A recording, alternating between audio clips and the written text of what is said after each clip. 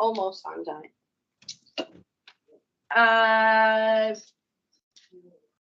Agenda changes. I don't think there's any agenda changes. I think when we talk about the work group updates, we'll probably also talk about the town planning commission project groups as part of that. The next item is public to be heard. I believe there's only one member of public, and that is Jean from the Essex Reporter. That's correct. Hi. Hello, thank you for being here again today. Is there anybody who has anything they would like to say as a member of the public? No, then we will move on to our business items. Item A, everybody's favorite topic, which is the election of a clerk. As you all know, Mia has graciously been clerk for the last 2 years, but is unable to continue. Therefore, we are hoping that we can find somebody to take that on. So we put it on the agenda in case anybody was so moved between the last meeting and today. So I will be quiet for a minute to see if anybody would like to take on that honor. Emily, was that a yes? Katie, you? I'm happy to. Oh, she did unmute. Emily, I'm sorry, go ahead. Oh, I'm sorry. I thought I was cutting you off.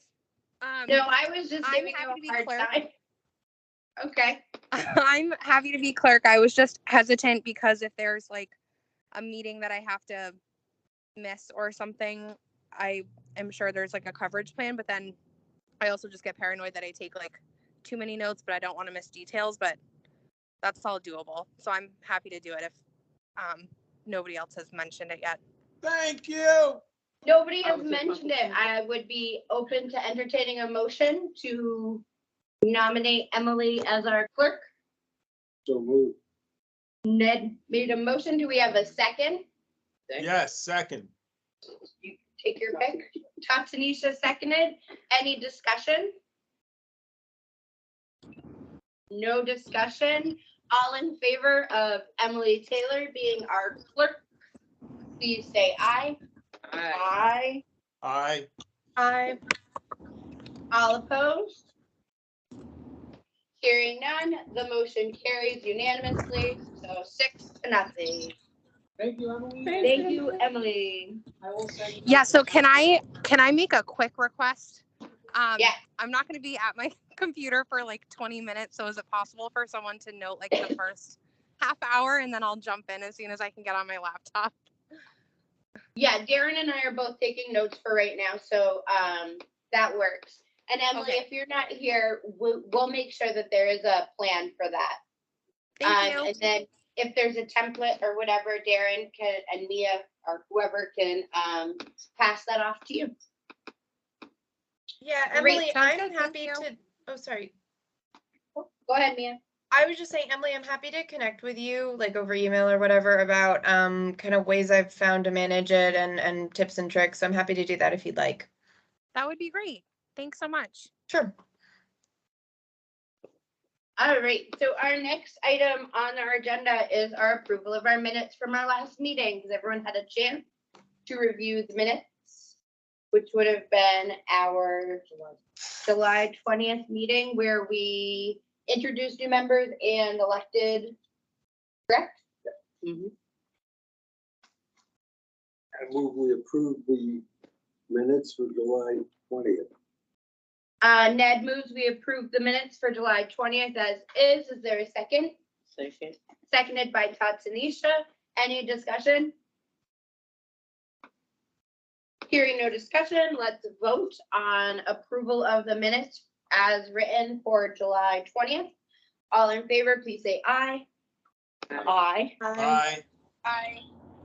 All opposed, it's 6-0 again. Yep. Great, minutes are approved. Real quick, I just want to make sure, can everyone online hear us in the room well enough? Yes. Great. Just checking before we. Yes. Thank you. Okay. Real quick, I did just want to say I was invited to join a panel from the Vermont Rural Development Conference at their leadership summit. Maura Collins was the facilitator, Dawn Turner from up in Milton, and I believe her name was Rebecca from up in Lamoille.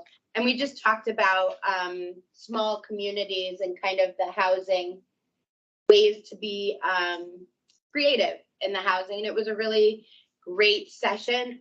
We had a couple of Essex residents that were actually in there too. One of them was Leonora Dodge. And of course, the other was Maura Collins, who's an Essex resident. And so hopefully we'll be able to start to get some engagement with our community that way as well. So now we're going to move to the trust fund policy presentation. Full disclosure for those of you who've been here or who are new, the Housing Trust Fund is was one of our 3 primary work groups that was based on the priorities from the Essex assessment, the needs assessment. One of the directives that we were given was that they would really like to see a housing trust fund started. So myself, Darren, and Gabrielle have been the housing trust fund group. Moving forward, there is an opening on the housing trust fund group as Gabrielle is going to have to step away from work groups for a little bit. So Tatsunisha, Ned, Rupesh, or Emily, I know your work group is a little bit lost right now. So if any of you are interested, please let me know, and I would love to have some support because we'll be making these presentations to the select board and the city council soon. That said, go ahead, Ned. Yeah, I have a question that looking through this, I am assuming you and Gabrielle are basically trustees of the trust fund. Does the trust fund have trustees? I mean, is there a formal So that's all part of what we're working out. So what we Okay, have to yeah. do is, because we have to go before both, what we've looked at is the different ways that you can structure it. And you have the actual policy language. Yeah, so we're working on the draft language of it as well, which would include kind of who oversees it. There's a few different ways to do it, which we talked about. We worked with Montpelier, Polly Nichols in Montpelier, who's their chair, and she really talked to us through a few different ways that they've tried to set it up.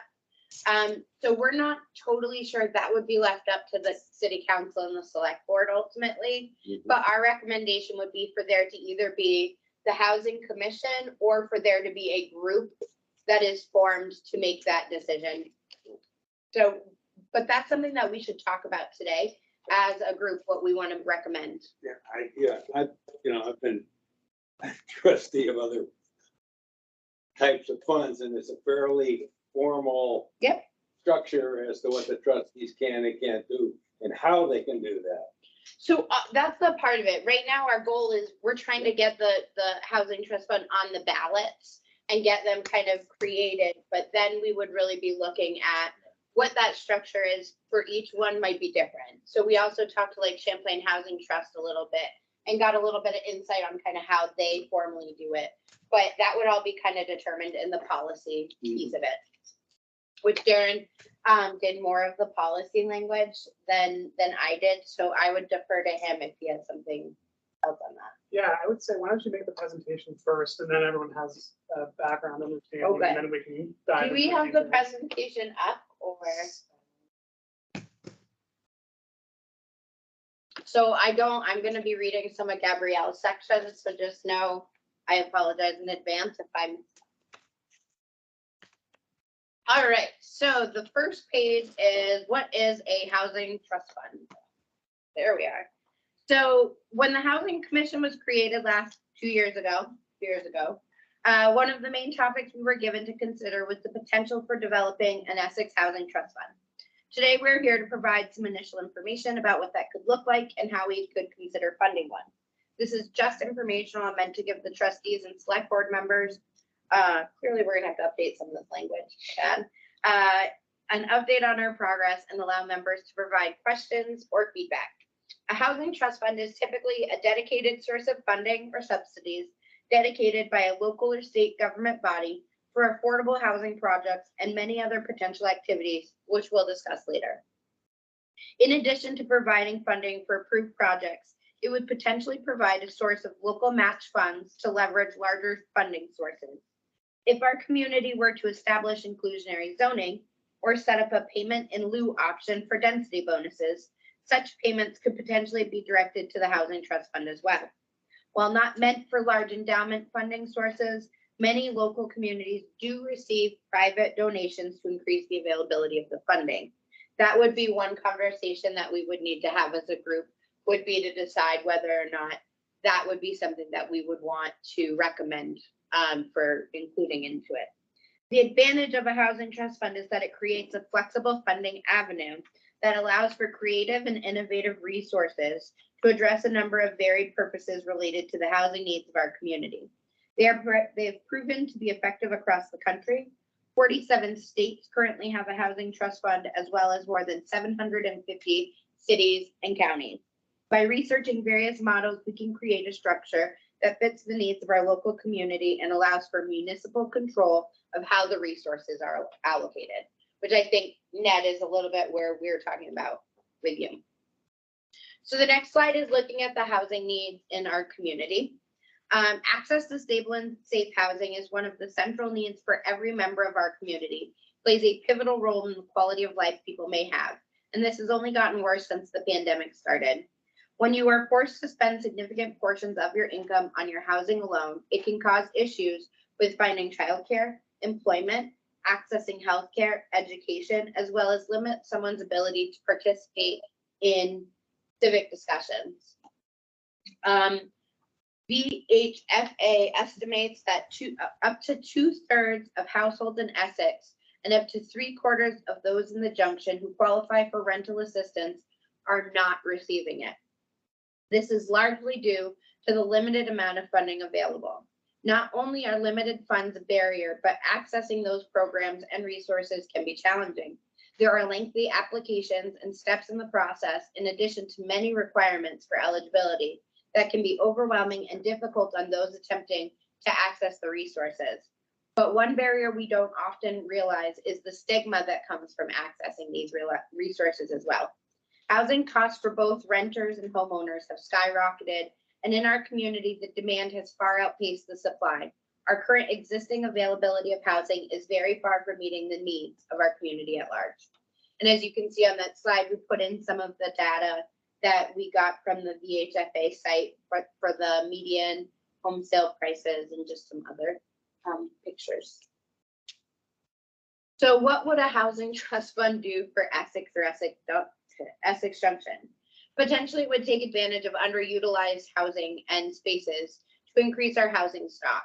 The Housing Trust Fund could target these underutilized spaces or abandoned buildings and look at the possibilities for more housing units by working with homeowners to become home creators, accessory dwelling units, renovating spaces, outbuildings to rent. We could provide a dependable source of revenue for production, preservation, or rehabilitation.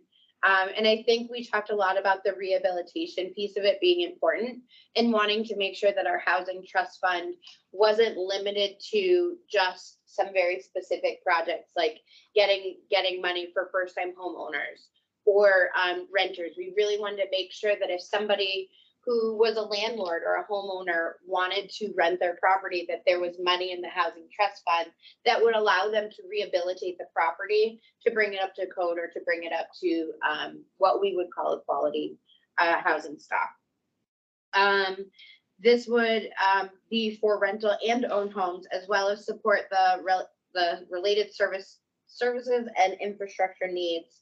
As we know, sometimes in our community, when we talk about affordable housing and we talk about rental subsidies, we often talk about different populations or groups of people. So one of the hopes would be that our housing trust fund would be able to work and collaborate with some of the other organizations and agencies to be able to provide some of those supports if needed to access the funds and to make that a part of the process as well to think about.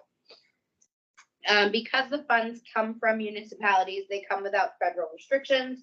They can be tailored to efficiently meet particular local needs. Some of those are not allowed through the federal funding. So by doing it through the municipality, it does open up some of the funding options that we have. And this can also be used to leverage funding from other areas to close the gap between production and available funds to support the housing. This slide kind of has a list of some of the specifics of how a fund could be used. So you could talk about low barrier funding for homelessness prevention. I don't really like those terms, but really we would be talking about how can we keep people in their homes that are already in them that might not be able to leverage or access the traditional funding. For anybody who has tried to access those programs and the funding, they're not user friendly. They're not always options for people who don't live in certain jurisdictions or regions. So this was really a way to open up some of the supports.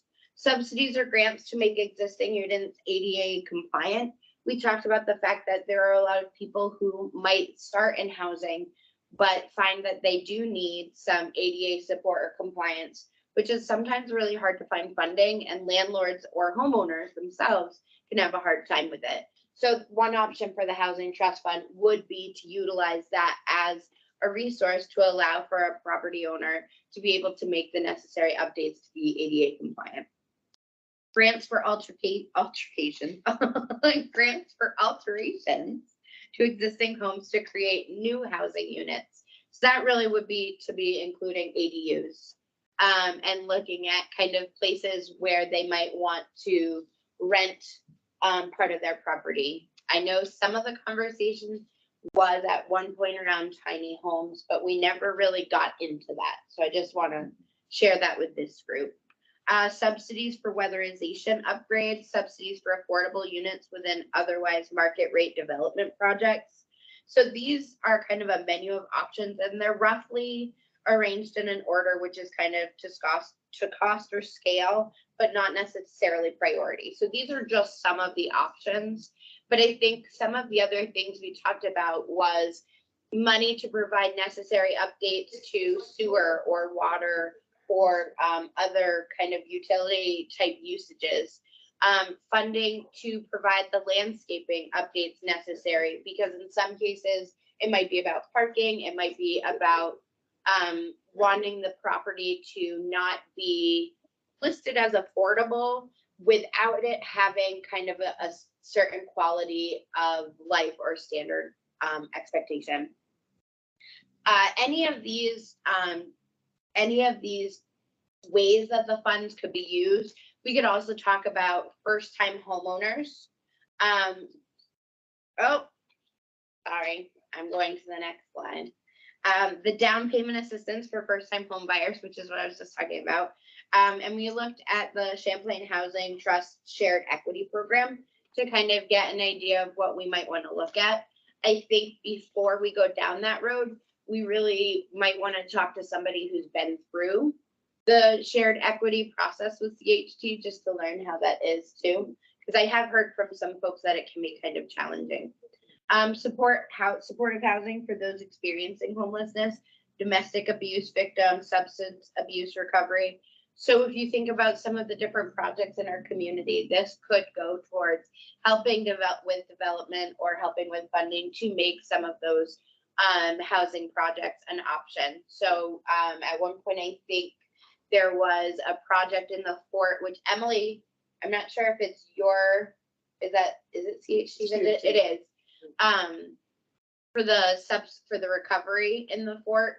And I think, it was one of the things that made us realize that we really want our housing trust fund to be as inclusive in terms of what the funding could be utilized for. Purchase and preparation of land for affordable housing projects. In some places, there are projects that will use that housing trust fund money to buy some property and then to then make it an affordable rent from the town. I think there are places in Vermont that do use town funding. I'm not sure that they use the trust fund funding. So we would have to look at that. And then that would also look at municipally funded construction of houses, which goes hand in hand with that purchasing of, you know, some of those other properties with town money, and then looking at building on it.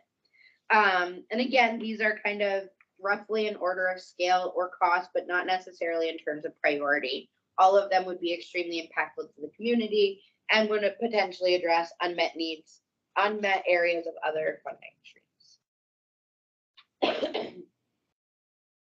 I can take these aside if you want to break them down. That Or would be feel good. free to. keep going. Was there any I heard the ding over there. Was there any comments or anything so far? I think that was Emily joining us. Okay. Okay, I am gonna turn it over to Darren for now, just because he has done a lot more with the funding. Sure. So sorry, there's no pretty pictures on this slide. I couldn't think of great images to talk about for funding mechanisms, but so possible funding mechanisms for a housing trust fund could include property taxes. That's the one that we go to most often for municipal purposes, and it could be either a dedicated rate, so like a 1 cent on the dollar of assessed value for property taxes, or it could be a line item in the budget that's sort of assessed equally to everybody based on property tax value. One of the options one of the possibilities that's been floated is if the town does adopt a local options tax, or as the city has recently adopted one, some of that revenue could be used to go to the housing trust fund. Another option is payments in lieu from inclusionary zoning, if that were approved in either jurisdiction. One of the things we would recommend is that a housing trust fund if inclusionary zoning is created and the payment in lieu option is included, that a housing trust fund be set up regardless of whether it's funded by public dollars in order to accept money from payments in lieu for inclusionary zoning. Another option is charitable donations. Anyone can make a donation to a municipality for any purpose to go into a particular fund or not, and that is tax deductible. And that could include either, the crowd-funded smaller donations or, a larger donation from an organization. Two options that we haven't looked into very carefully because we're not sure if they're legally possible are legal document recording fees. I know in other jurisdictions or in other states, there is a surcharge on property transfers at the clerk. When you go into make your transfer at the town office, there's a fee charge that goes into an affordable housing fund. California has one. I believe there's an East Coast state that has one too. In Vermont, we may have to ask the legislature for permission to do something like that. Similarly, it would be a local property transfer tax. Sorry, I mixed that up. The legal document recording fees would basically just be a surcharge anytime a legal document like a deed, a legal warranty deed or an easement is recorded. There's a amount that goes to the housing trust fund. Some of each of those are required to go to town clerks by law, but we could potentially add more to them. So those are sort of the menu of funding options. There may be more out there, but these are the ones that we thought about. Again, somewhat in order of feasibility and scope, not necessarily in terms of actual revenue. That's going to be dependent on each of those options. Sure. Process and timeline. I think we're still really trying to figure out the process and timeline. So I'm gonna read this knowing that this is a little bit outdated because things have changed since the separation. So our next step would be, after we present to the group today, would be for us to take the presentation to the trustee, to the city council, and to the select board, which I believe Select board would be. I know we're on the select board agenda. September 12th, I believe. And we have not talked to the city council yet. Okay. So the first step, which we have been focused on for the last several months, has been the research step. This included exploring the different types of uses, structures, funding, and oversight by looking at existing haunted housing trust funds. We are working to create a beginning set of recommendations for creating a housing trust fund here, which we have done. We have drafted a bit of a policy language for the housing trust funds. As we get further into the research steps, it becomes really important to ensure we're engaging with our community. We're not sure that we want, I think this is where we kind of got to a point where we weren't sure how to move it forward, because we had talked about wanting to hear directly from the community and wanting to talk with nonprofit agencies and all of that. But because of the inclusionary zoning piece of it, we really want to get this presentation in front of the city council and the select board. So the idea would be we present to them, get their thoughts, get their questions, find out where they're kind of sitting. Would they be willing to put this on the ballot for a vote in November or the spring? I think we said spring. So our goal would be to have this on the ballot in the spring. We'll move this forward. So we'll present this to the select board and the city council, because it has to be approved by both, obviously. And just so we're all clear, it can be approved by one and not the other, at which point we would then focus on that. And obviously at this point too, they would be separate funds, one for the Yeah. city. One for the- Yeah. Okay. And we have to be pretty careful, because one of the things that did come up before was the idea of, if we had created this before the separation and everything, then the town fund that would have been set up, we would have had to figure out what percentage, which I think it was like 40%, would have had to go to the city. So really our hope would be to get it on in the spring, so that really, as we're separating, each housing commission would then be able to move the housing trust fund conversation forward. So we really would be setting this up for the different municipalities, and the idea would be that the housing commissions in those municipalities would move it forward. What's the timeline to be able to have this put together to present to the boards and then get it on the ballot next spring? So, you know, working back from that kind of. So we're presenting in September to the select board. Okay. This is just the initial presentation. So we've presented to them in theory already. So this, we've already presented to both the select board and the city council in theory about what we're working on. Mhm. This would be more specific. We would do the presentation that we did here. We would go through it more concretely. And the goal would be of that first real presentation, similar to what we did with inclusionary zoning, would be to get their feedback, their questions, what their requirements would be moving forward. Such as, Yes. The last slide is a page of questions for the board to consider. Do the boards generally support a local housing trust fund? What outcomes do the board want to see? More units, more affordability, more rehab, special needs? What level of funding and sources could the boards provide? Who might oversee the funds, the boards, the housing commission, or a separate body? What additional information do the boards need to make these decisions, and how involved do the boards want to be in the public engagement process? So once we present to the boards, get their feedback, we would then do the public feedback process. All right, so let's open up for questions. Ned, I know you have. No, this is good. And, you know, I sometimes apologize and find myself thinking 3 or 4 steps ahead and forgetting some of the labor to get there. And I apologize for it, but that's just me. That's how we all are. And that's really how this project has gone along, is we've kind of gone, okay, we got really excited, went really far ahead, and then we had to kind of pull it back. I agree. I have minor reservations, but some of them really deal with the nuts and bolts, not the concept per se, not the need per se.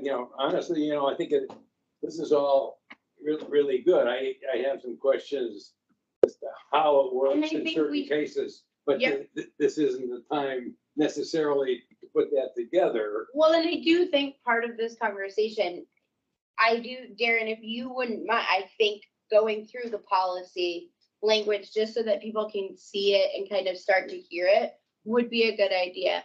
I think part of the reason we're coming at this and we're really trying to be open is recognizing we're going through 2 municipalities. We really want to get their feedback.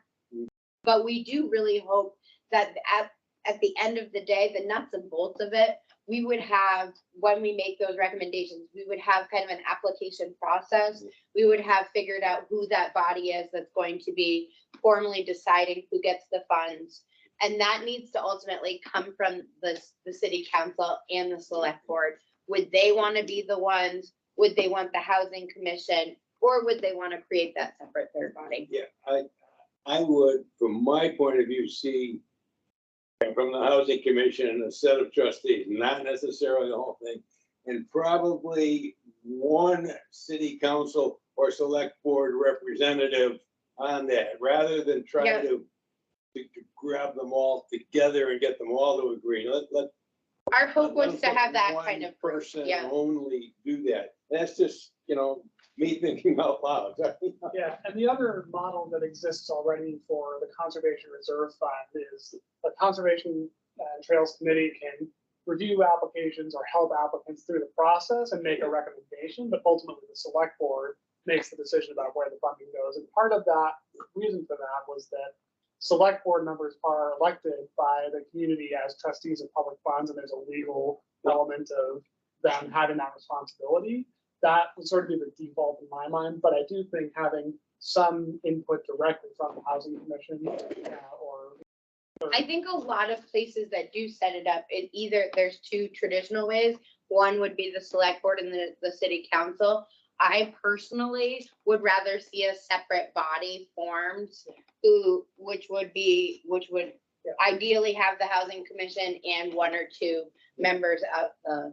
and the libraries have a structure like that where there's a board, a library board, as well as a board of trustees Yes. that actually handles the money. So Ned, I also want to make sure before we dive into the details of policy language that if anyone else had questions about the presentation specifically. Mia, Mark, Emily, anybody online? Do you have any questions about the presentation?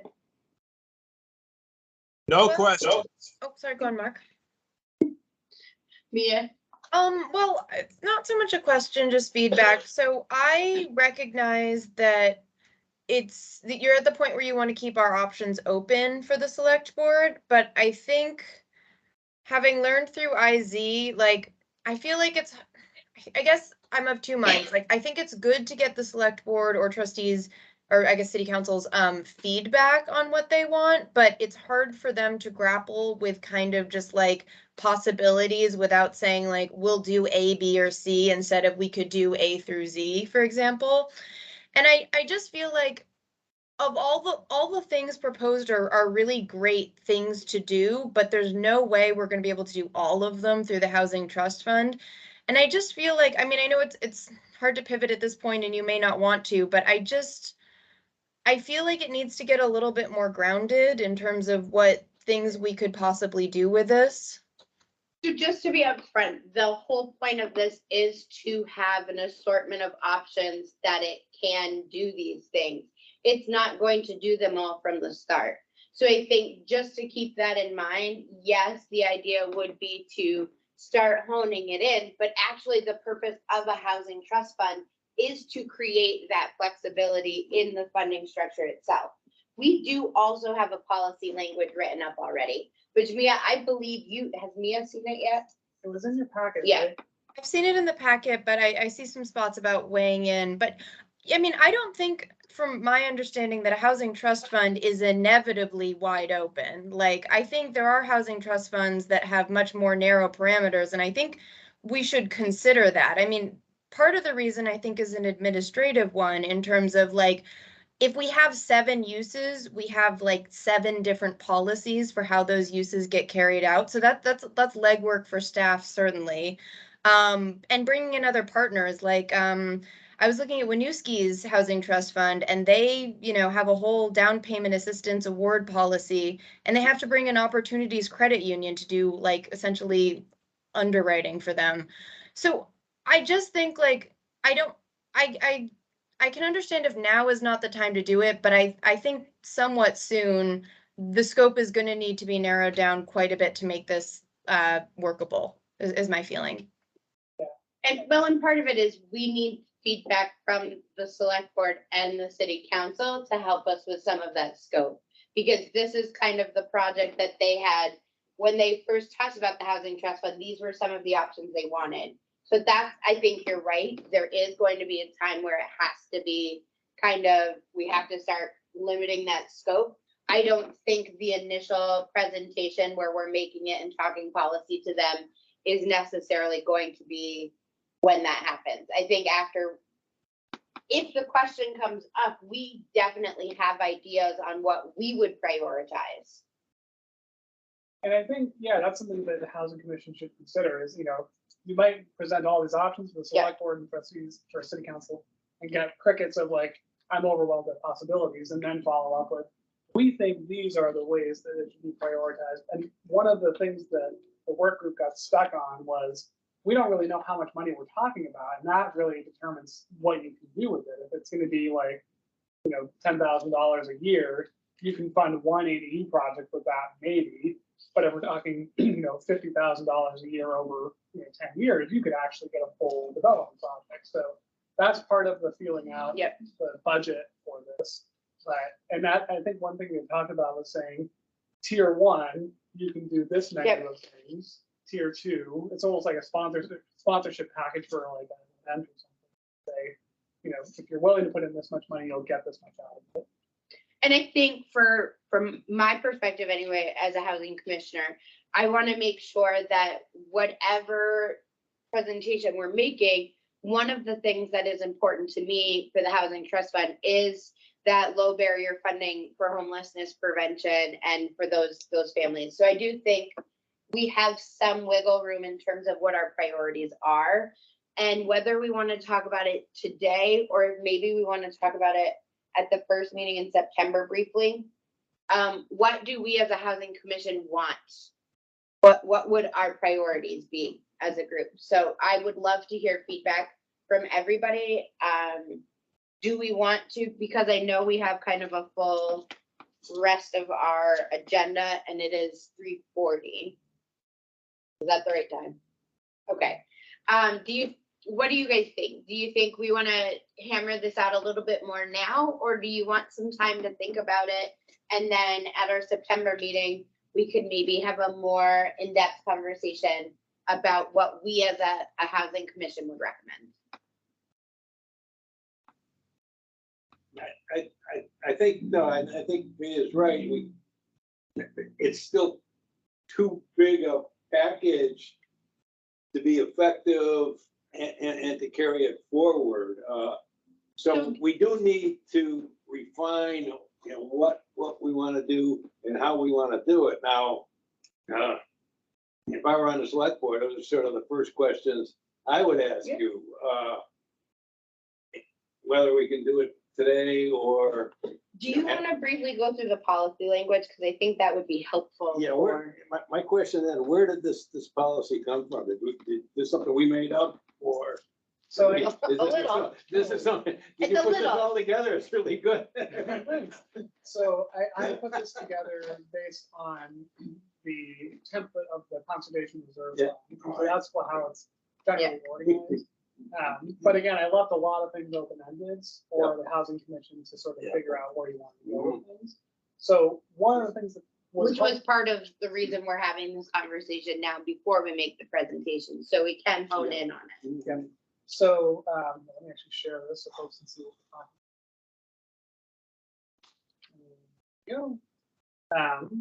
So there's a general sort of, boilerplate language, I think that it would be very important to hone in on the mission and the goals and priorities of the fund, because that will really define how it gets used and how it functions. So I put some suggestions in there, but by all means, this can be edited and refined or added to.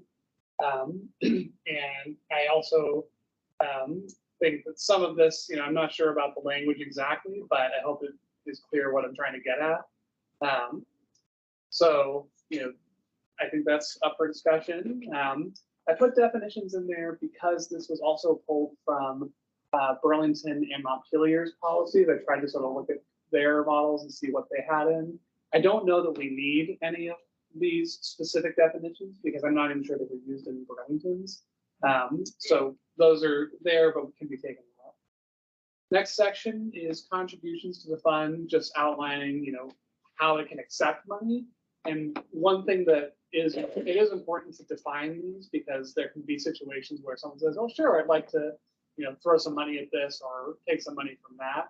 But having it clearly outlined gives guardrails to both staff and select board or trust or city council as to how this is supposed to operate and what it's used for.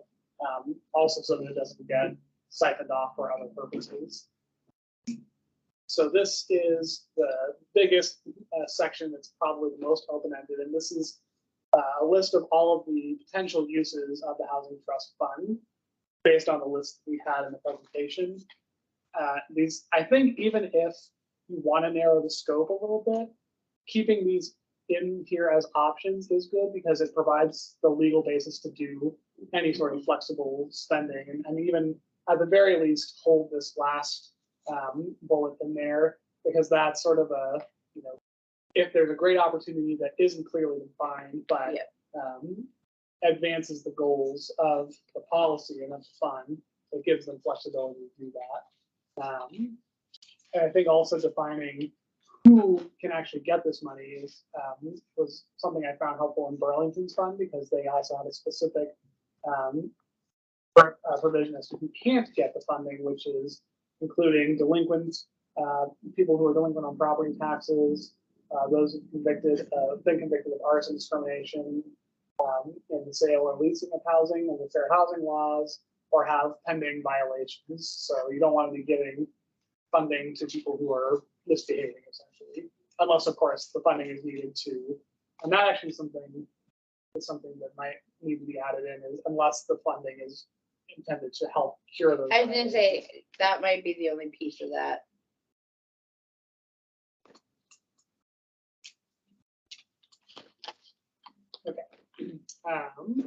And then I'll add something here.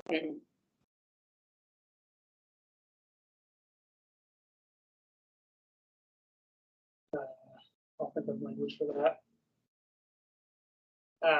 And then these are just some sort of boilerplates about how the fund is managed. The project review process is something that would need to be ironed out between the Housing Commission and the Select Board of City Council. But there should be a framework for how it's done so that anyone looking to use this fund knows how they can get the money and what is expected. The way I read this fund management section, section 2804 says that basically the city council, whatever, would have, all the authority to make the decisions and everything else. We haven't finished the policy language yet, so. All right, I just saying, Yeah. I don't think, we as a housing commission want to give that up. I think we have to work, they have set it up so they have to work with us. Our goal in it was to do just that, Ned, Yeah. was to really create. Yeah, no, I'm running on you, I'm you sorry. are really running on the exact same trajectory where we were coming from. Okay. So you're doing great. Like, So I'm just learning. Yeah, no, and this is the thing. So these conversations have been going on for a while, but this has been a really slow conversation for a number of reasons. And every time we started to pick things back up, so thank you for calling attention to that. That's definitely a piece of it. I think what we really talked about was at the end of the day, whoever is going to be responsible for that oversight, we would like it to not just be the city council. And we'd also like it to not just be the housing commission. Yeah. So whatever that looks like, and it could be, the other piece that we talked about was it could be creating kind of that group. We talked about at one point when there was still kind of merger sentiment, we talked about, do we just create one group for the both? I don't think that will work out anymore, but we definitely need to figure that out. Well, the other thing is that, somebody's going to set up a set of guidelines as to how the program gets administered, what are the goals and all. Yep. And I would think that we'd want the housing commission to maintain a role in that and not have the city council or something say, oh, wait, 3 years down the line, well, that doesn't work, we don't like it, and unilaterally make a change. I believe our purpose would be for the housing commission to maintain kind of the responsibility of checking in, of kind of following up, and to have a voice in that. Yeah. I think we need to be thoughtful of how we word it in the Yeah. documents. Yeah. I don't know that we would necessarily present a final policy to them in these rounds, but we're just getting to the point where we want, like Mia said, we learned through that inclusionary zoning process, like people need a little bit of an idea. They need to be able to put their hands on something and kind of understand it. But I think that's an important note. We want to make sure that we don't have language in there that would be just specific to that. I Yeah. think this captures some of that as long as, well, actually, the current language doesn't capture that, but I put this advice. Yeah, you got the note in there. I think the other piece to remember is it is possible to have a housing trust fund formed with no money in it, as Darren mentioned. So there is kind of this desire of, if we're going to be getting inclusionary zoning kind of moving forward, we do want to have the housing trust fund ready so that it can get moved forward. And the only challenge is that it's when the board sets up a fund, they want to have parameters as to Yeah. what it is and how it's going to be used. So you should have something, but this can evolve over time. Yeah, and I think the one thing I will say is, as this continues to evolve, we'll continue to get those parameters more and more clear. But I'm hesitant to go into these presentations with too strict of parameters, just because I also don't want them to hear this and not feel like it is what they were intending either. So project review process, I outlined a little bit of a process, but it could be anything you want, essentially. Having some sort of public hearing probably is a good idea because it is potentially public money. And then again, having some oversight and, by both select board, so city council and housing. And then one other thing that I want to get your feedback on is having some sort of affordability restriction on projects where this fund is being used. So the city of Burlington has this provision or something similar that says there is a housing subsidy covenant that requires the property that the money is being used for to have some sort of affordability provision for a period of 10 years.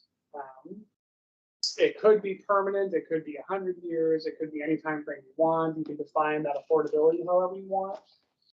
But that should have some element of like, we're going to give you money, you're actually going to provide this clear outcome of affordability. How does that work for a first-time homeowner? So that's the thing. It depends on what type of project. Yeah. It's going to be very different for a rental property that's going to be there for over 100 years and presumably providing that. My only concern about that, Darren, is I don't want to get into a situation where we would lose landlords who might be able to access this funding because they're not going to, some smaller landlords can't do that level of affordability. Like, I'm not trying to be difficult because I'm affordable, but I think I don't want landlords who would access this and might then rent to somebody who needs that flexibility and has that understanding. Yeah. Does that make sense? Absolutely. Yeah. And I think the trick is putting some parameters that guarantee that the money is getting used Yeah. as it should without being too restrictive. Yep. And it might vary based on the project. It could be something where you leave it open-ended, but that there has to be some provision for that, and the details are worked out in a contract specific to the project. But then that becomes an administrative burden. I wonder if if there is anybody who might have accessed a housing trust fund for funding for something like this as a homeowner. Or might have not accessed it. Right. Yep. That we might be.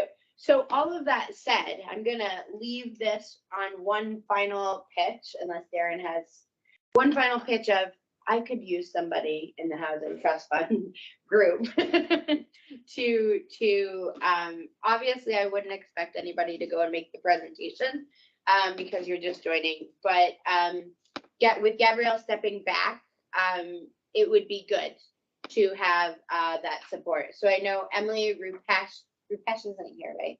No, Tantanisha and Ned. Although Ned, you kind of have been on inclusionary zoning. So I don't want to force anybody, but if anybody is open to it, send me an email or talk to me after the meeting. It's been pretty on pause, but we're I'm moving it interested. forward. Huh? I said I'm interested. I'll do the one-on-one with you. 'Cause Yeah. I have some questions. Let's talk. And that brings us to the housing development. Thank you, Darren. Can I add just one thing? Yep. I was just thinking of, I think maybe when you make this presentation, it would be best to think about not sharing the trust fund language, the sort of policy draft. I think it gives the impression that things are maybe more set in stone than perhaps they are. And I think this document is going to need, based on what we've discussed, a lot of work. So if the goal is to keep things open-ended, I think I would maybe lead with the presentation and maybe pull some elements of the policy out, but not share the policy as like a plan. Okay, thank you for that feedback. Any other final thoughts, Emily, Mark? No? No, I do not. Thank you. All right, so next up, I wish it done the other way, but housing development project update. We didn't change the order. All right, so if you're in the room, you have a copy of the memo that Darren graciously wrote up for us. So there are a couple of development projects. I know that there is one that Robin may have brought up in the city a while ago. Here, full transparency, we're really figuring out how can we get communication from the city staff related to some of these and related to other housing. So that is something that we're going to work on when the new city manager is hired. But for now, Darren, can you give us a little bit of a rundown on the it's two, right? Two projects in the town. So I'm just getting some site plans loaded up, so I can show you what I'm talking about. But there are two major housing developments proposed in the town currently that I figured the housing commission might know. And they're over 10 units, or was it 8 units? I think we decided anything over 8 units we were gonna get informed about. Yeah, these are well over the both 8 and 10 units. So, sorry, the computer's just being really slow. It's trying to load stuff. Spot. Sorry, I should have had this prepared earlier. Well, and I think while he's getting that, this is another conversation that we'll need to keep having. Is one of the things that what Darren's talking about is as we learn through the BOE process, for those who were not on the housing commission at the time, we didn't have all of the information ahead of time, and so therefore we were really last minute in providing feedback. So what we decided was anytime that there is a development project going on that is more than 8 or 10 units, either in the town or the city, staff will let us know so that we can have a conversation. And if we want to provide feedback, we can then provide feedback to the planning commission or the DRB, whatever it's going to be. So that's kind of where this conversation started. But as we start to look at separation, that will be an important conversation is for the town and the city to really figure out where they want to land with that with the staff. So Darren, if you are all ready. Yes.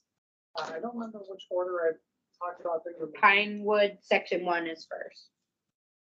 So it's actually Pinewood section I, which I, means it right. is after H. I can't remember how many previous sections there are, but this is a long-standing development and neighborhood within the town that actually predated zoning originally.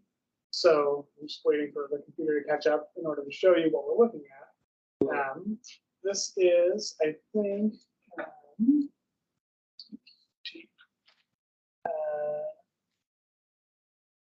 34 units planned unit development. some of which will be single unit homes on separate lots, some of which will be condominiums essentially, or townhouses on a shared lot. Get this finally loaded and shared. This is one that the town has actually reviewed previously a couple times. And the main issue was the topography of the area means that there's a lot of impacts to steep slopes over 20% grade, which has been a challenge for us to manage in terms of environmental impacts. And also there's been some concern about erosion. Particularly the homeowners who have purchased into this neighborhood have had issues from new homes. So for orientation, this is this little locator map. If you can see that, let me know if you can't. This PDF's really big and it doesn't like working. Route 117 River Road is towards the bottom here. Vermont 289, the circ is along the center of the map here. So the site we're talking about is shaded in gray. It's at the very top of the Pinecrest neighborhood, so Valley View Drive and Pinewood Drive. Sorry, I said Pinecrest, I meant Pinewood. So the closest streets are Stonebrook Circle, which is this area here in Evergreen Drive, as well as Timberlane Drive, which is this east-west one. So looking at the actual proposal, sorry again for the slowness of the computer. I'm asking it to do too much. It's got a whole lot of stuff. What was I said it's got a whole lot of stuff on it. that? It's like, So, okay. Like Darren's brain. It looks like the shape of New Hampshire. well,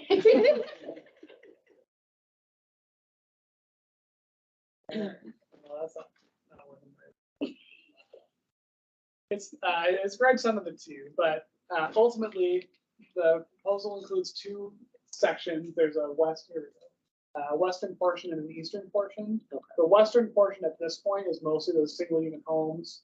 The eastern portion would include those townhouses at the end of a cul-de-sac road that would be public. All the other driveways and shared roads would be private. So they don't propose any affordable housing units within this PUD. The special sort of advantage or flexibility that they are trying to achieve with this is to avoid impacts to natural resources. That's one of the criteria they can use to get a PUD as opposed to a conventional development that has to follow very specific rules. I have a question. Yeah. What does it mean when you say it's anticipated that the triplex units would be somewhat less expensive? So those triplex units in the middle that are sort of darker shaded, Yeah. presumably would be not quite as expensive as a single unit home on its own lot, simply in terms of sale price, because condo units tend to go for a little less. Yeah. However, I expect because they're new construction and because of the cost of developing in this area, they will probably be on the very high end of the condo rental market. I think you're probably talking a $400,000 unit. I mean, Yeah. I was just, I live in the Brickyard, and so there's a unit, one of the condos is Yeah. available right now, and they posted it for $2,400 a month. And that is $800 more than I pay for the same unit, so I get it, I just wasn't sure if we. I remember this because I've walked the site. Yeah. Fortunately or unfortunately, with what he's proposed, they're totally within all the existing Yeah. regulations. Not a Yeah. real damn thing you can do about it. I mean, in As all long as honesty, he respects yeah, the environment and doesn't build on the side of cliffs, and there are certainly some topographical challenges on the site, which I will 100% say, I don't necessarily believe in the trickle down effect, so if you get more, housing, people will buy that, and then the cheaper housing will be open. I don't think that really works in Essex, but I mean, this plan seems pretty, it seems reasonable, like there will be some problems because I don't think any of the plans that I looked at, the topographical ones that I looked at, they don't really address how much leveling on that site will be. And I don't think even the homeowners who live around it understand that. But there's nothing, you know, that's adds, and that's what adds to the cost. It's not, you know, it's not just a flat site. It's like the guy who built up the ones that Dusevich built just up the road here. No one, you looked at those plans and all, you watch the development of that, you have no idea how much rock they blasted out of that just to get those building sites. And all that does is, you know, it adds up to your cost. Right? Yeah. So where is that one in process? So they'll actually be on the planning commission meeting next Thursday. Right. This is just sketch, so it's the first of 3 stages Yeah. of review. So they haven't provided a lot of engineering detail for this proposal because they're just trying to get the overall sense. Will this work? What are the issues that we'll need to look at when we do go to do the engineering? Although this particular proposal had been approved, or sorry, this project had been approved for a previous design and sketch, came back preliminary, and then we had the issue with slopes that they had to go and redesign. So it's really the 3rd time it will be presented to the planning commission in a different form. Does anyone have any questions on that first proposal? It sounds like it's kind of in the beginning stages. I'm not hearing anything that's really jumping up on the radar of things that we need to really be making comment on, but does anybody else? I just want to make sure that. No? I don't. Okay, thank you. One other thing I will mention is that during the first review or the previous iteration of this, there were a few duplexes proposed, I believe, or a few sort of smaller units. There was some public comments that didn't fit the character of the Pinewood neighborhood, which is almost exclusively single-family homes, except for the lower part, which has some condos. So I'm just putting that out there as, you know, something that the public is thinking about. Personally, I think that the fact that the triplex units are sort of down a hill, very secluded from the rest of the development, will hopefully prevent that from Can I being ask a a question concern. on that? Are you suggesting, I'm not saying you're suggesting this, but if we wanted to support the project, supporting the triplexes, is there anything that we should be talking? That the idea of adding more housing does sound really important. And so if there is, and I don't want to say NIMBYism because I don't think that's what I'm hearing, but what I'm hearing is if there's going to be public pushback on these triplexes, that might be worth the conversation as a housing commission. Or do we want to maybe speak positively about the inclusion of them? Yeah, and I only mention it because in the housing needs assessment, there is a recommendation to increase the diversity of housing types in the community, which is why we suggested that to the developer. Yeah, I honestly think that, you know, the triplexes are a plus. Yeah. Okay, they may be 400 a piece. Yeah. As opposed to 650,000 a piece for single families. You know, I'm not going to pretend they're affordable. I'm just saying. It's working to serve not the bottom end of the housing need, housing market, but yeah, moving up to little. And I think it's the kind of thing that's needed just to get that level of people moving into town also looking to the future. I mean, I These people have imagine. to have a place to go. I imagine in Essex, we have a lot of people in that level. And I think it's important that, I think part of that housing needs assessment was diversifying the type of housing stock that we have. And as part of the housing commission, we've had this conversation kind of before. So I do think if that's still in the early stages, Darren, maybe as it's moving forward, you can keep us in the loop because I see Mia's hand, so I want to go to her next. But I do think that there is a place for maybe supporting diversifying the housing stock by including the triplexes or supporting the inclusion of it might be worth a conversation. Not necessarily today, but maybe worth a conversation as a full commission. Mia? Yeah, I think we should actually try to do what we can to support this. I mean, it's hard because like you said, this isn't like affordable housing, but I do believe in, you know, what you said, trickle down. I've heard people call filtering. Like, if these aren't built, like what happens to the people who would have otherwise bought it?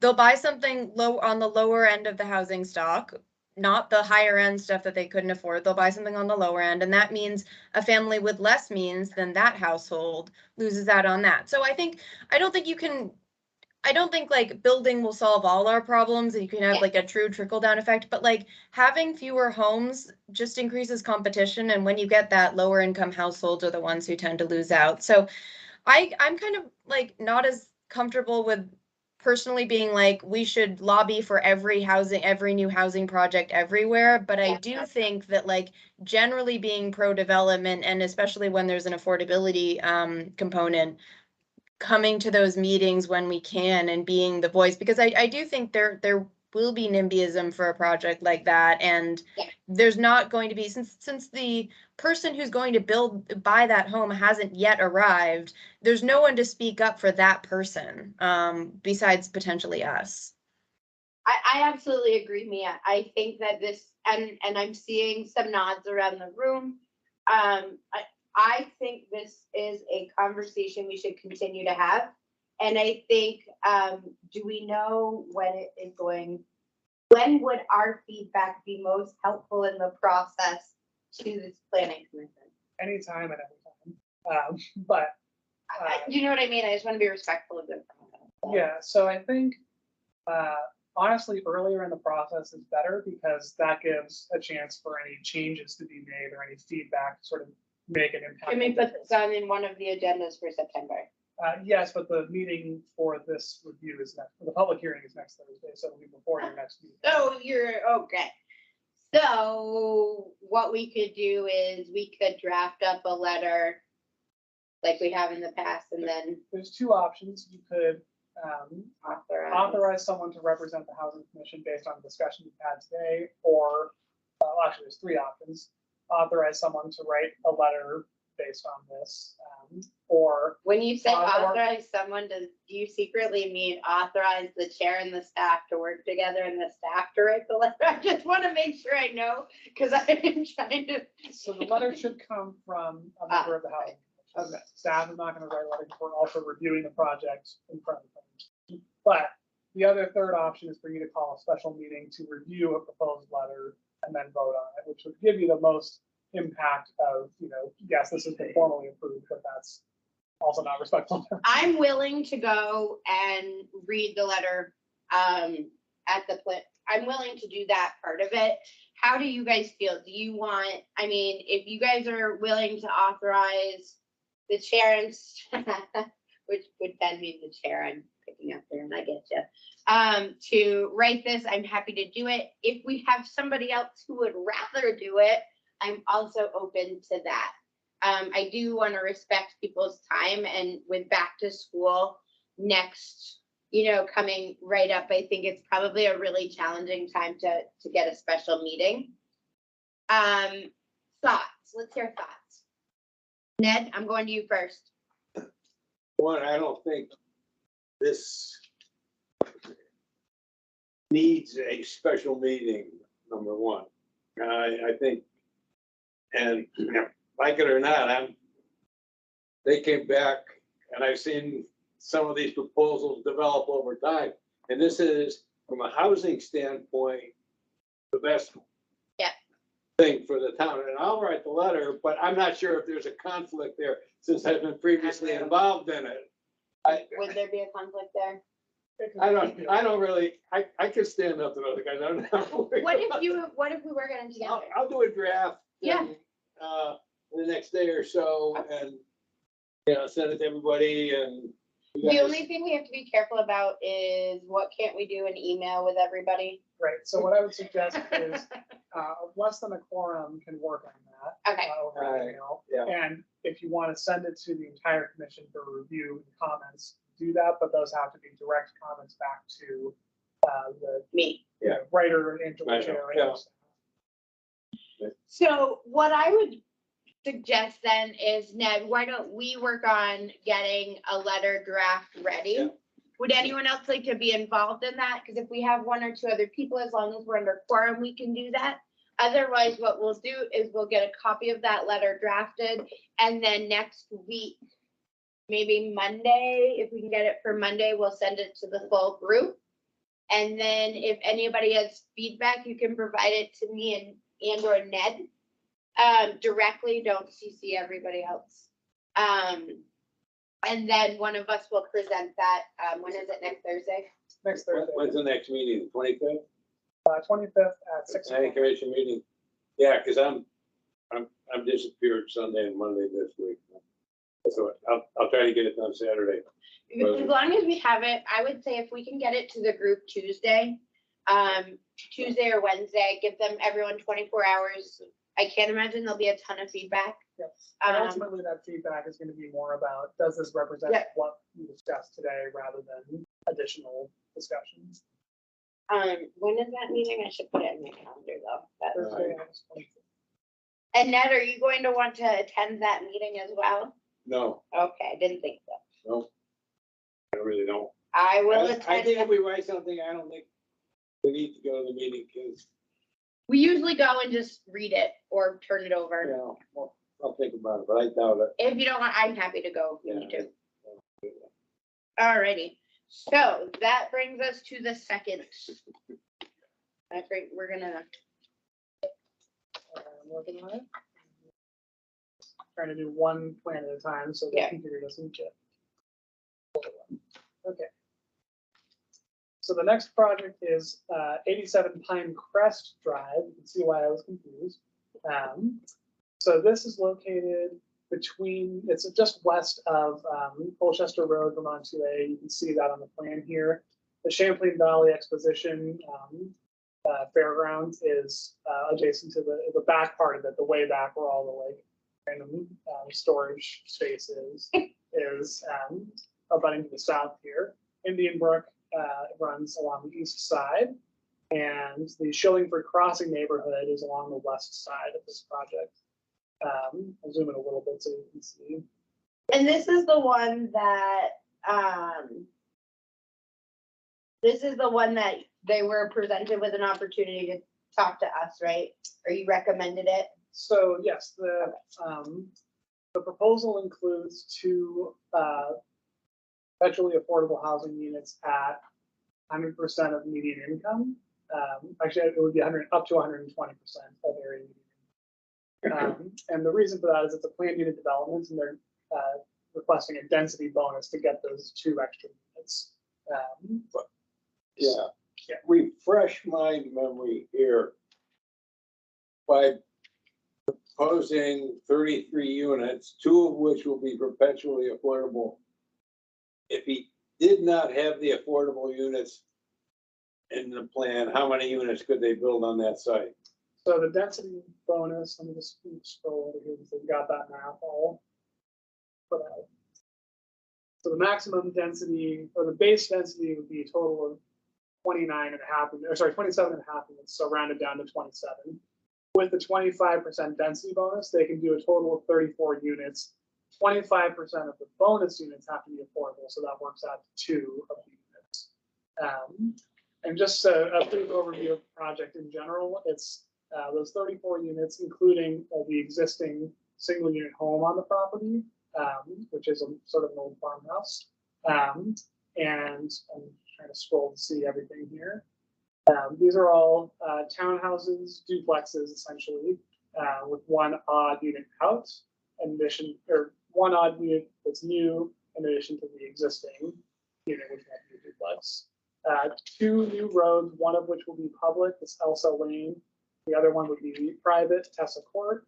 And the proposal did receive some feedback from the Shillingford Crossing neighbors that some of these units were a little close to the existing homes to the south and west. So as a result, the applicant redesigned this a little bit. They pulled these units away from the property boundary here. They're maintaining a wooded buffer, and they'll have a stockade fence to protect from headlights coming down the private road into people's backyards. They are impacting some wetlands, but it was the only way to access the otherwise developable land to the east of the site. But This has had a lot of pushback, right? a fair amount of pushback from those neighbors. Primarily, the arguments were, it's too close to us. There might be traffic impacts, and that it was too dense. So even though there's overall lower density for this project than for the Shillingford Crossing neighborhood, it is more concentrated on the west side. So the units are closer together. So part of the reason for doing that is, again, to make better use of the space, reduce the impact to natural resources, which are now off the screen and I can't show these, and also create that sense of neighborhood and improvement. So that's the proposal. One thing that staff would appreciate from the Housing Commission is feedback on how those affordable units should be managed and sort of monitored, because they are for sale units. So presumably there would be, and this is something we talked about with the inclusionary zoning work group, with a rental unit, you can check every year that someone's meeting the eligibility requirements. But with a for sale unit, it's only at the time of sale. So it's typically a deed restriction saying, this can only be sold to someone who meets this income level. That's what we've done for previous projects, but I just wanted to check that that still feels okay. Ultimately, either staff or lawyers for, real estate attorneys for either the seller or buyer would be enforcing that. More likely the real estate attorneys than staff, but probably not going to remember to check on these when they sell.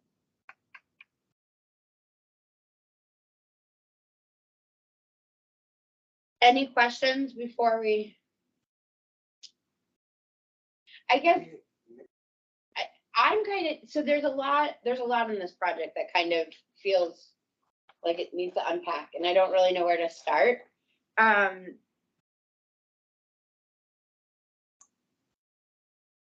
Mia, Mark, anybody?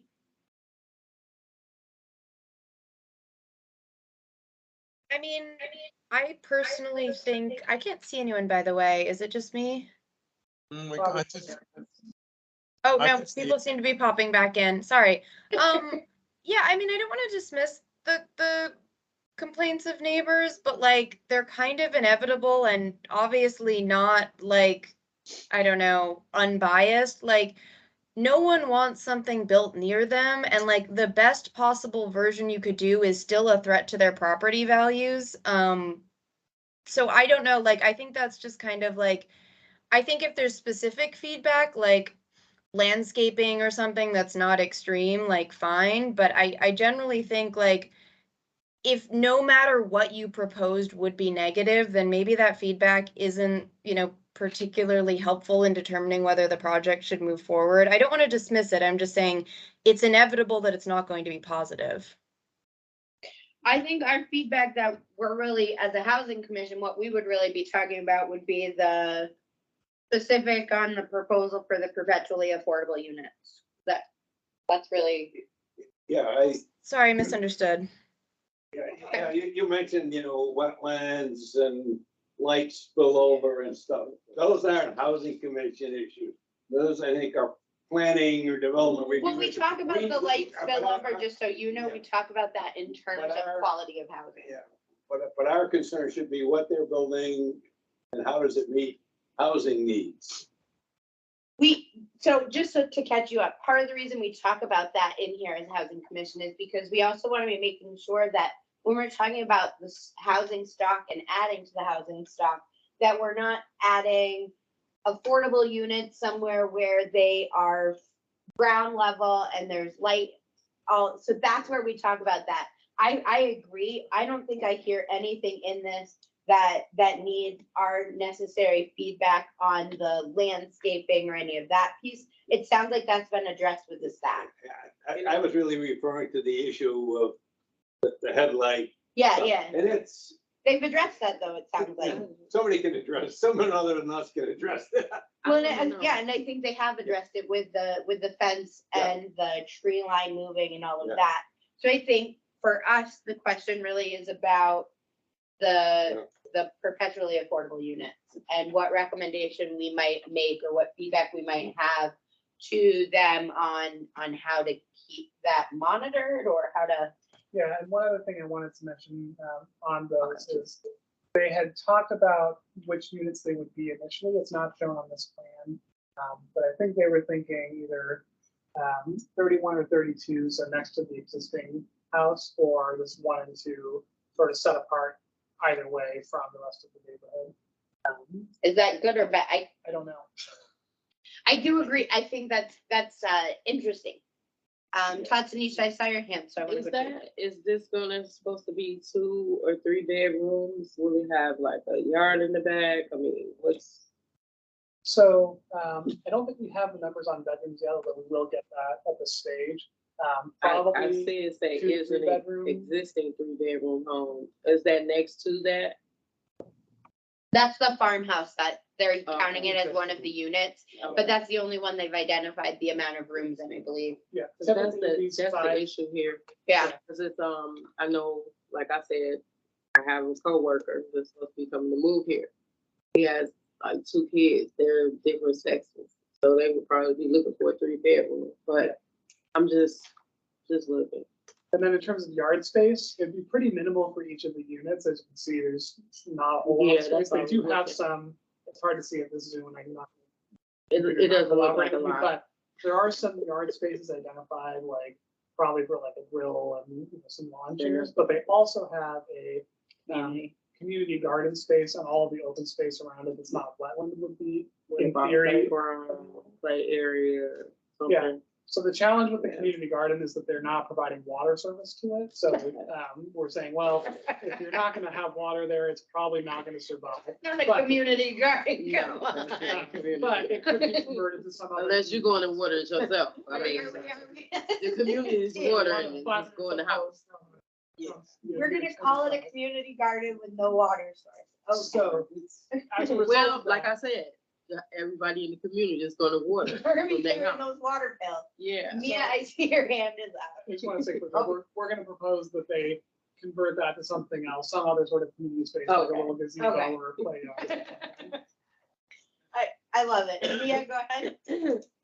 Yeah, going back to what Darren said about the perpetual affordability, it sounds like that question has been percolating a little bit. I know we brought it up in inclusionary zoning. It sounds like it's going to be an issue potentially with some uses in the housing trust fund as well as this. So I think it would be worth some sort of like task force work with staff to kind of see what other towns are doing and just kind of make a policy for like, okay, whenever we say that something needs to be perpetually affordable or affordable for a certain period of time, like especially for owned properties, like this is how this is going to be done, because I think that could help like multiple initiatives. Okay. We'll put that on the agenda to talk about, because I think when we talk about work groups, that's a good conversation to have, the task force conversation there.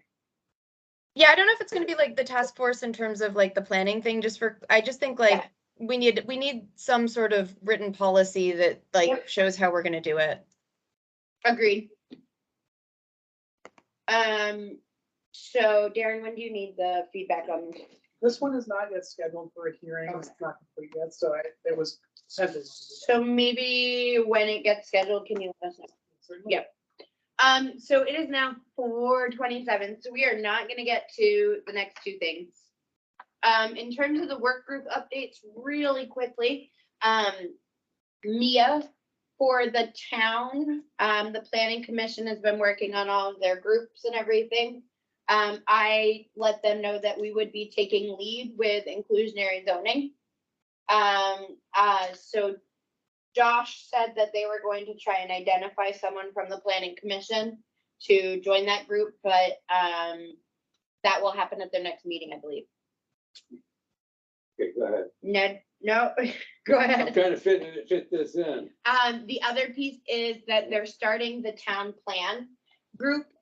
So at our next meeting, we will talk a little bit more about that and see if we can identify a housing commissioner who will participate in that. For right now, they have my email. at the next, depending on when inclusionary zoning needs time, either the first September meeting or the second September meeting, we're going to talk about the city land development code. Which we did get a heads up that they were going to be voting on that. They voted on the cannabis specific ones. And they did not vote on the other ones. So I think we will have time to talk about the land development code and the zoning regulation amendments, because they're different, in September. Is that correct? Sure. Okay. Ned? Now, if we're gonna table the land development till next meeting, I'll save my comment on the land development I told you. to next meeting. We knew you had comments. All right, so just as I said before, they reached out to me and said they were getting ready to vote on it. I said, hey, I think we would like to have some feedback on it. We need to give them feedback. So they haven't had their full meeting on that yet, but they also haven't had the public hearing either. So we have both opportunities. I think they did schedule the public hearing. Yeah. For the city. For the town, I just want to mention that they are hoping to have feedback from all boards and commissions on the current proposed zoning updates for their second meeting in October. So ideally by the 21st of October. they That would seems want- like a great thing to put on our first October meeting agenda. Yeah, you got 2 meetings in October ready to go with that. I will also mention those are relatively minor technical updates. There are some housing related elements, but they're basically just updates to state stat from state law. Yep. All right. Anything else that anyone wants to put on the radar agenda or talk about? It's about 4:30, so we're wrapping up. What's if the anyone date has of, any- what's the date of our next meeting? The date of our next meeting is September 7th, Okay, got it. and Thank- then September 21st. Got it, thank you. You are welcome. And in September, we're going to be talking about inclusionary zoning, but then we'll also be diving into some of the work groups as well. Are we changing the time? The times? This is still gonna be at 3? Yes, I'll be late. you'll be My late. son gets out of school. I Okay. think they get out, I don't know what, Wednesday, they ADL get out early if you live in At ADL too. at all schools in the district, they get out early. Yep. So, I think that's pretty well. That's why Wednesday works for me. That's the only reason I Yeah. know it. I got 'Cause kids I'm in like, all wait a minute. buildings. Is it gonna be the same thing? I'm thinking like, oh, And if it is gonna be a few minutes late, don't worry. If we okay, need to because talk I about don't it, know we can have that join in conversation. band or, you know. Yep. I got kids too, so we'll make it work. All right, everybody, thank you so much for everything. Hearing no other business, I am going to call the meeting to an end at 4:29. Thank you. Thank you. We'll see you guys soon. Bye. Thanks, everybody. Bye, Emily. Bye. Uh, Oh. If you look at